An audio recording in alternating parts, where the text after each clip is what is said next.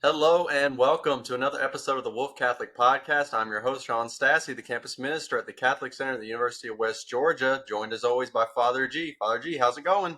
Hey, greetings from sunny Ottawa, where it seems the weather from the south has come up and it's like going to be 90 degrees today. Oh, And the dorm I'm in has air conditioning, but no other place has air conditioning. It's pretty crazy. Like when I was doing my thesis presentation on Monday, it was 85 degrees and sweltering hot. We were on the top floor in this tiny classroom. And I was like, come on, people, AC. Anyway, oh my gosh. Wow. That is, yeah, that's crazy. I did not know that Canada got that hot, but it's been beautiful here. yeah, well, it's summertime coming, and they say things are only going to get warmer, so we'll see. It's global warming. Yeah, no, I mean, the summers are getting warmer, so That's true. That's true. Yep, yep. All right. So today we're going to be talking about a really cool topic that has just been recently invigorated due to the events happening in Kansas. Is that Missouri. Missouri? Yeah, sorry, right next to Kansas. And it's Sister Wilhelmina Lancaster, and it has been not really assumed, but brought up that her body is incorrupt. And what that means is that there's a miraculous showing of no decay and no like odor coming from her body after being buried 4 years ago, I believe. That's right. They exhumed her body to move it to a different location, and lo and behold, there was no decay, and it was quite amazing that the sisters found, and word got out. They tried to keep it quiet. Word got out though, and yeah, so it's just been kind of taking the nation by storm, and so I don't know much about this topic. I think incorruptible bodies are very strange, and I know the Catholic Church has a lot of interesting stories and examples of this. So, Father, you can kind of take the lead from this point of Sure. view. What does being incorruptible mean, and how does that like I don't know, how does one become incorruptible, et cetera, et cetera. So, So it's very interesting. I think one of the things I first want to talk about is just yeah, this really has sort of exploded. hmm Um, I was reading the article. There's several articles, of course, on this about this phenomenon, but the sisters were very surprised, and so what they're doing is they renovated their chapel and they wanted to exhume the body of the founder, Sister Wilhelmina. She founded the order at the age of 70. hmm Um, I think in the 1990s it may have been 95. Yeah. 95. That's right, and she died in 2019, 4 years ago, and was buried. And they wanted to move her body to a place in the shrine, which is pretty common, right? hmm And when they exhumed her body again for no other reason, they were like, "Whoa!" It was remarkably preserved. So, just a couple of distinctions, a couple of clarifications. One, incorruptibility is just it's a regular term hmm that just means the body has been is some at some level has avoided the decay that happens to the human body once the soul departs and death comes upon the hmm person, right? And that's the norm. Um, and throughout the history of the church, there have been examples of saints who, after a few years or even several years, their bodies have been found remarkably well preserved. Um, the interesting thing is there's no official definition of incorruptibility in the church's law or in her procedures or practices. And in fact, in the causes for the canonization of saints, incorruptibility is not a factor. Right. Um, it's something that has occurred in tradition. I mean, in the history of the church, I should say, but the church hasn't actually like incorporated this or studied it or reflected on it in a way either theologically or hmm certainly not in any kind of magisterial capacity, so that in kind of some official teaching about this is what incorruptibility is, this is what it means. Right. Generally what it's taken to mean is, well, there's so there could be some natural factors depending on where a person is buried, depending on if they're embalmed or not, and there's the if they're in a vault and it's got vacuum pretty hmm strong, like vacuum grade ceiling or something, then there's less air, less oxygen, less chance of corruption of hmm the body going on. Again, I'm not a medical expert of any kind. These are just things that I've sort of picked up on. hmm um, I remember, I don't remember when exactly it was. Maybe it was late 90s, early 2000s. The body of St. John the 23rd, Pope John hmm the 23rd, who was Pope from 59 to 63 or 62. Hmm. 1959 to 1963, and he's the one who convoked and called the worldwide gathering of bishops known as the Second Vatican Council. And he died after the first session, was buried in the crypt in St. Peter's, where the tombs of the popes are. And they wanted to move his body up to a level on the main floor of St. Peter's Basilica in a glass case for the veneration of the faithful. Hmm. And when they did that, they found that his body was pretty well preserved, right? Hmm. Um, but they were very clear. The Vatican's very clear. We're not talking about incorruptibility. There could have been many other things going on. He was embalmed, um, and it was tightly sealed space and so on and so forth. And when it came to that, he was beatified in, I want to say, in 2011. I'm sorry, he was canonized. So he was beatified later and then canonized the same time that John Paul II was canonized, on the same day by Pope Francis. And during the whole process, incorruptibility, that just wasn't a part of it. So Hmm. it's something that's, I would say, is the um, part of the folk devotion, if you will, of just people recognizing it. It certainly is a phenomenon that has been recognized, Hmm. but interestingly, it doesn't seem to have any kind of official pronouncement that I'm aware of. Right? I was looking through the norms and the laws for the now it's called the Dicastery for the Causes of Saints, which is the official Vatican body that assists the Pope in an investigation on the merits and the virtues of a person who is deceased, and what are the procedures to be followed in the diocese, and then sent to Rome. And um, incorruptibility doesn't show up at all, right? Hmm. So just a point about that. And we were just, of course, as you know, I'm here for classes up at St. Paul University in Ottawa. So this was very much a topic of conversation amongst the canon law student, between my friends and classmates. So what seems to have happened here, from what I've gathered just from media reports, is that in Gower, Missouri, the photographs are pretty incredible. Hmm. Photographs are pretty incredible. Yeah. And given the fact that, nowadays word can spread so easily on social media, like, people are flocking.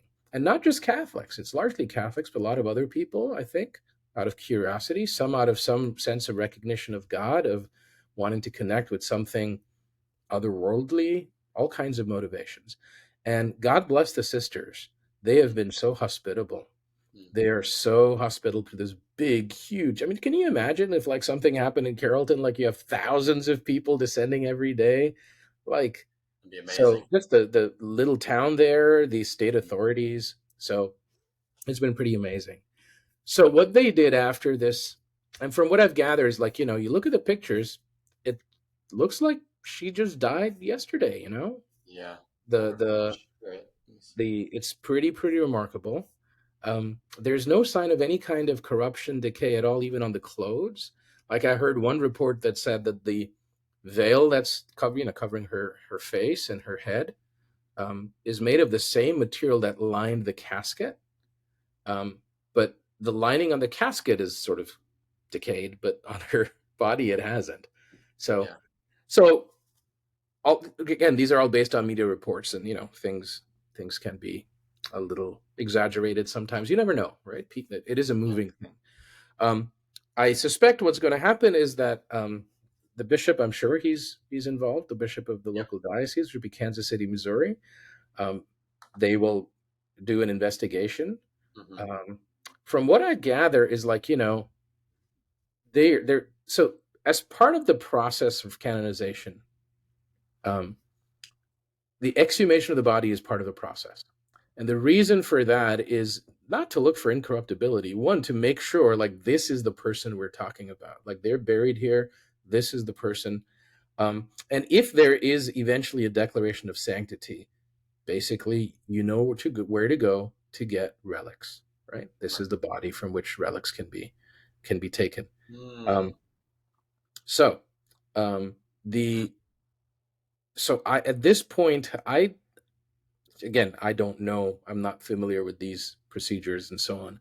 I suspect, like, she has been now encased in a glass Hmm. case. Um, I'm sure there'll still be the faithful coming to venerate, but Hmm. there'll be some kind of a diocesan investigation.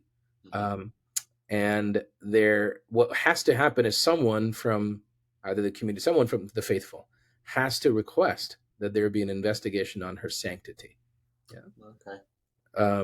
And then an official postulator, that is a person who's going to basically be the advocate, if you will, for the cause, will be appointed, who has to do a whole bunch of examination, interviews, and so on.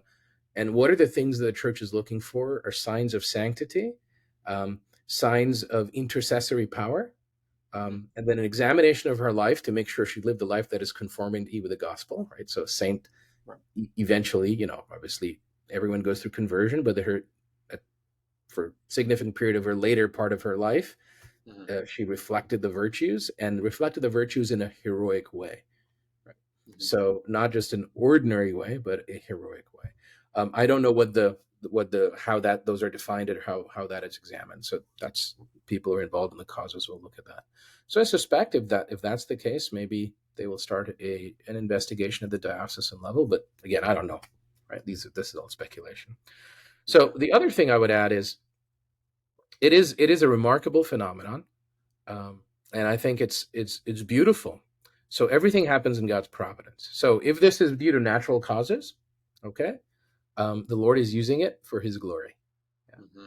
Hmm. If it is a sign of His miraculous intervention, the Lord is using it for His glory.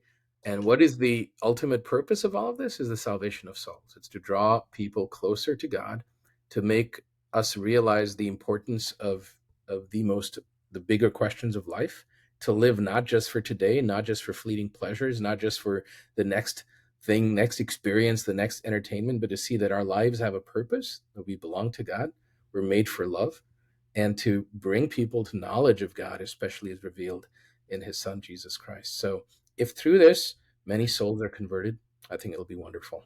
So, Yeah. um, so that's what I have right now, just sort of off the top of my head, Yeah. and a little bit of reading.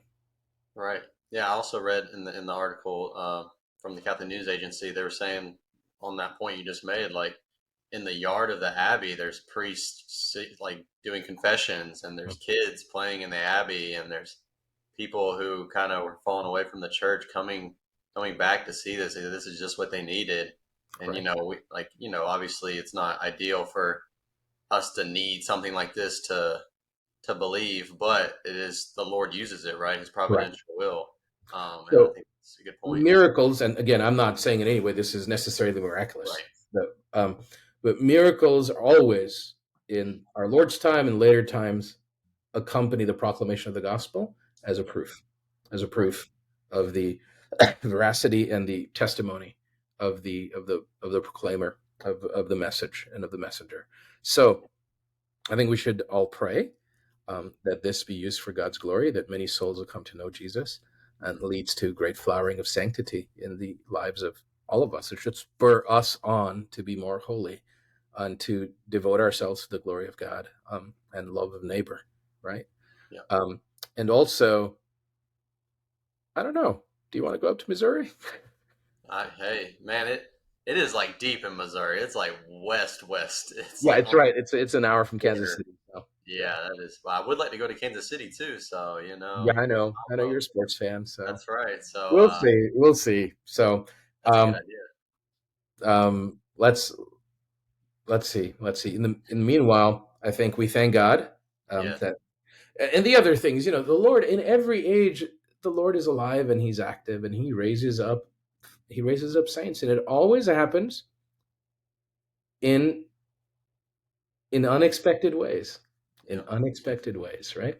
It's true. Um, Now, I think here that at least based on media reports, the signs are pretty clear. There's something unusual is happening, right? Yeah. We have to avoid this sort of a religious hysteria that sometimes develops. Hmm. I remember several years ago in one of our parishes, there was like this stain that appeared on a window, and it was vaguely in the shape of the Blessed Yep. Mother, and like people went nuts, and there were like flowers there, and it's like it was just some kind of a condensation mark from insulation, right? Yeah. Now the Lord can use that as well, but we have to avoid, both falling into superstition, Yeah. um, and we have to avoid this that in the ordinary scheme of things, that looking for extraordinary stuff, right? Hmm. The greatest miracle, the greatest transformation happens on our altars every single day. Yep. Every single day the Lord comes, right? Hmm. Every single day we are tempted, and by the grace of God, we avoid sin. Those dramas are greater than any kind of external sign. And so just a call to rededicated love of the Lord above all things, to Hmm. grow in intimacy with Him, the one who so desires to have that friendship with us and offers that friendship with us, to love Him and let that love flow out in love of neighbor. Um, that's that's the most amazing thing, Yeah. right? Yeah, I will say with this case specifically, like there's no embalming, there was no preservation. It Correct. was Yeah. laid Again, in a wooden casket. I believe the wooden casket was even cracked and dirt got into it. Um, yeah. Again, there's all these different reports, and so and so it's like, yeah, that makes it even more like, okay, this is like legit. No, I prima mean, facie, but yeah, any determination, at least as far as sanctity goes, that belongs to the authorities of the church. Um, right, ultimately, that is the Holy Father, but assisted by the diocesan bishop and others, right? So yeah, yeah. But I mean, it is really cool and like, those, yeah, yeah, I mean, like you said, you don't want to jump. Like I'm very like skeptical about anything like this that happens, and in the even like in the Eucharistic miracles, which I do know that for a fact there are Eucharistic miracles, and have been well documented. But I'm always on the skeptical side, because I don't want to ever be like, oh, this happened to me today because the stars were aligned, and that's why this thing happened, and that means I should do this. Like I don't want to get into that category of superstition that hmm, Christians can sometimes fall into, correct. um, and that makes us look silly. So, but it is cool to see stuff like this, and I don't know, maybe it's a good way to maybe open the door for non-believers, Right. like a good topic of conversation to open the door with. So I always look at it from that perspective. Um, and so that's really cool. Do you have a favorite miracle or something like this in church Um, history or something that sticks so with you? St. Francis Xavier's body is fairly incorruptible, and he died in the middle of the 16th century. Oh wow, so 1500s. Wow. Yeah. Um, and the his body is in Goa in Western India, and beautiful basilica there. Um, and he's one of the patron saints of India because he evangelized so many people in India and China and other places. Right. Um, but every 10 years, his body is in a glass case on top of this beautiful like altar, right? Hmm. Every 10 years, his body is brought down and taken across to another church across the on the other side of the road, and is exposed for about a month. And like hundreds of thousands of people come Wow. every 10 years to pray, um, including like Catholics, other Christians, Muslims, Hindus, everybody. Wow. Um, and they pray. There's all kinds of reports always of healing, of all kinds of favors granted through his intercession, and so on. Mhm. There's something there. And in 2014 was the last time the body was exposed. His feast day is December 3rd, and I think at the beginning of December 3rd is when they bring the body out in procession, and then a month later they bring the body back to his tomb. And so I was able to be there for the closing mass, um, of that. Wow. And so his body was exposed in, it's called Say Cathedral across. Mhm. And I mean, he's not as clearly, it's not like Sister Wilhelmina, but you could make out his face, his features. Wow. And I'm like, gosh, he's just sitting in a glass case, Yeah. right? It's not like any kind of hermetically sealed or anything. Mm-mm. Um, and who knows?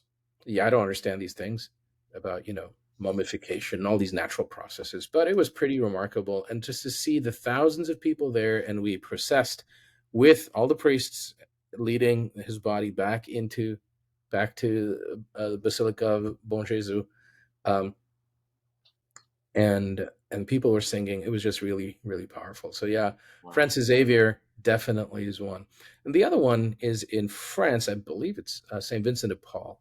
Um, Hmm. His body is pretty well preserved as well. So I think in the show notes we can put a link to that pillar. The Pillar had an article recently on like what is incorruptibility and so on. Right. Okay. It's for those who want to go onto a deep nerd dive, you can read that article. Right. Yeah. So Awesome. again, main thing: keep our eyes on Jesus, stay close to His mother, love God, love neighbor. That's right. Awesome. Okay. Well, I guess on to the question of the day, and then we'll Oh finish yeah. up. Shorter episode. This is a pretty easy question, I think. Well, I Okay. guess it depends on what your answer is. So, if you could choose any superpower, what would it be and why? Oh man, I guess flying. Flying. Oh wow. So you would just fly like with no plane. You would No just fly next plane. to planes. That would make me sad. I love planes, but it would be kind of neat, like avoid traffic and just sort of, That is true. Oh, Atlanta, that would be so much Atlanta, better. Oh yeah. right? Like I choose going to the flying too. chancery, I'd be like, all right, see you guys in 15 minutes. Shroom. Yeah. I choose flying too. Then yeah, that's a good. That's a good What, answer. what, what will yours have been? Oh, see, I don't know. I want to say speed because I love running fast, but like, there's a lot of bad things that come with that. Slowing down, turning. Uh, Right. It's not like the Flash, right? yeah, no, not like the Flash. I don't know. It'd be some sort of intelligence or like something with the mind. I don't know. Oh, you don't want to be dumb no more. I don't want to be dumb anymore. No, I'm tired of this. So I don't know. There's something that can help the world. I don't know. Flying would be able to help the world too. You could drop off care packages and Yep. in different places. So I'm glad you're thinking of that. I would just like it to be cool. yeah. Well, anyways. All right. Well, I guess that does it. Father, I know you're busy in Canada, and we're praying for you in your studies. And And this will be seen after the fact, but please pray for the soul of Deacon Gary from our yeah. parish, who passed away earlier this week, and his funeral is going to be on Friday. So I know Mhm. our community, his family, and our parish are in grief. And so please pray for him whenever you see this. Pray for his repose, pray for his family, and pray for our parish as well. So, okay. Yeah. Yeah. He baptized Harlan Ray, my 5-year-old stepbrother. Really? Yep. Oh, I didn't. Oh, well, I did not know that. I mean, Yep. he'd been with the parish for almost 20 years. So, Yeah. you Yeah. know, So so many me and stories. So, Rachel will be there. Hopefully, we can be. I'll be there no matter what. Hopefully, Rachel can get off work. So, okay. but yeah. All right, guys. Well, that does it for episode 14. We'll see you guys next week. We're praying for you. Please pray for us. Have a blessed day.